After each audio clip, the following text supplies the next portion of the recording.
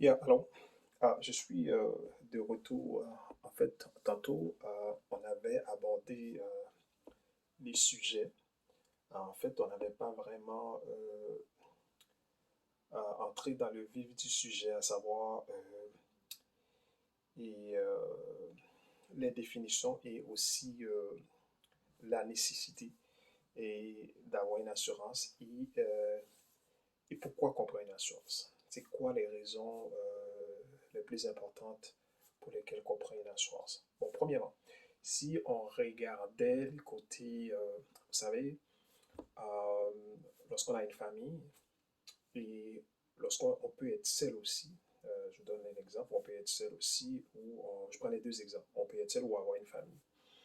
Vous savez qu'il y a certaines dettes, malheureusement, qu'on délaisse, c'est-à-dire à certaines personnes lorsqu'on décède. Malheureusement, ce sont des dettes qu'il faut que les personnes survivantes doivent payer pour vous parce que vous n'y êtes plus et vous laissez cet fardeau fiscal à ces gens-là. Pour une personne qui est seule, qui est décédée, malheureusement, si vous n'avez pas pu accumuler certaines richesses ou certains biens ou certains héritages, vous savez très bien que vous laissez un fardeau à la famille survivante que vous laissez en arrière de vous. Alors, en fait, l'assurance vient contrer ces problèmes-là. C'est pour cette raison qu'il il est de plus en plus important qu'on conseille aux gens, ne serait-ce une assurance minimale, parce que moi, je vois toutes sortes de cauchemars, toutes sortes de problèmes des gens, malheureusement, qui ont qui n'ont pas pu profiter de cet avantage-là de prendre c'est pour créer une assurance et la famille qui laisse derrière eux se retrouve dans le pétrin, quoi. Alors, l'assurance vient contrer ces problèmes-là. Alors, malheureusement, il y a certaines personnes qui ne sont pas au courant que il y a beaucoup de compagnies qui donnent des possibilités à des gens de se procurer une assurance à des sommes minimes. Alors, c'est important de s'informer avant qu'il soit trop tard. C'est important, en fait, de se documenter ou c'est important de parler à des gens dans vos entourages, de leur demander s'ils ont une assurance. Comme ça, ils peuvent vous donner un petit peu plus de détails, plus d'informations sur l'importance d'avoir une assurance vie. Alors, il faut comprendre d'abord, quand on prend une assurance, que ce soit en étant seul ou en couple, on prend une assurance, c'est pour, non seulement de ça, c'est pour qu'un jour, si on n'est plus là, que cette assurance puisse, non seulement de ça, s'occuper de nos funérailles. Et, euh, et aussi, c'est important aussi, si vous voulez avoir un volet épargne, l'assurance vie l'assurance vie peut vous aider à accumuler certaines richesses, certaines épargnes que vous faites. Alors, voilà.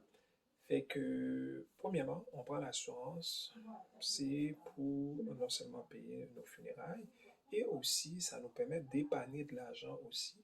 Et ça permet aussi, les gens qui sont en couple, ça permet au conjoint au conjoint suivant ou la conjointe survivante de, en fait, s'occuper, en fait, des dettes de la famille et aussi de prendre soin des enfants qui sont dans cette famille-là si adviendra un ou une euh, qui serait décédé. Alors voilà.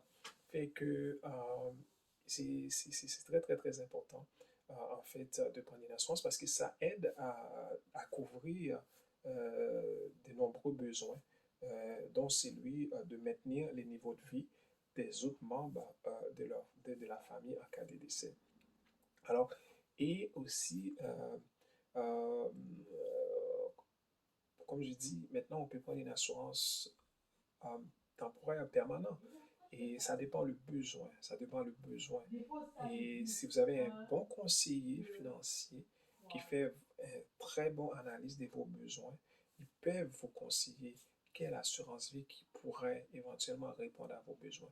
Et comme je vous dis, si vous prenez le temps de vous informer, il y a des assurances qui existent qui coûtent très, très, très peu. Ne laissez pas, ne vous laissez pas pris au dépourvu à la dernière minute et laisser des fardeaux à vos familles qui vont se trouver plus tard dans des pétrins. Il y en a qui peuvent même pas déjà vous imaginez si vous décidez, vous allez leur laisser encore dans d'autres problèmes. Alors voilà, et c'est une façon aussi, quand on prend l'assurance, ça permet d'optimiser son héritage. Ok. Qu'est-ce que ça voudrait dire quand on parle d'optimiser son héritage? Alors, ça veut dire que si par exemple, vous voulez, vous prenez une somme, un montant d'assurance et qui est élevé, ok? Fait que ça permet, cette assurance-là, ça vous permet d'aller épargner sur cette assurance-là. OK? Alors, fait que non seulement de ça, l'assurance vous permet d'accumuler certains actifs. Oui, oui, l'assurance vie, oui, ça peut vous permettre d'accumuler certains actifs. Ouais. Alors, voilà, c'est un très bon volet, OK? Et c'est un très bon levier financier qui pourrait éventuellement aider les gens à accumuler des actifs à l'assurance.